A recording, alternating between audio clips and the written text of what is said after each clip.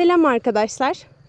Bugün günlerden 26 Mayıs 2026.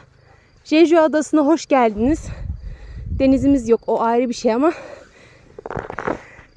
denizi aratmayacak kadar yeşilimiz var. Hoş geldiniz Razi Özcan. Evet. İşte Jeju Adası'nı gören yerli ve yabancı turistler böyle akın akın fotoğraf çektirmeye geliyor arkadaşlar. Sizi de bekleriz.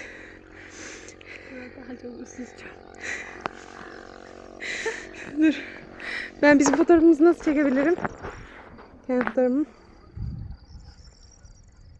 Evet arkadaşlar, ben de Jeju Adası'nın yerlisinden. İroni yapıyorum. Jeju Adası değil. Burası tam olarak Anadolu'nun bağrı Karayokuş.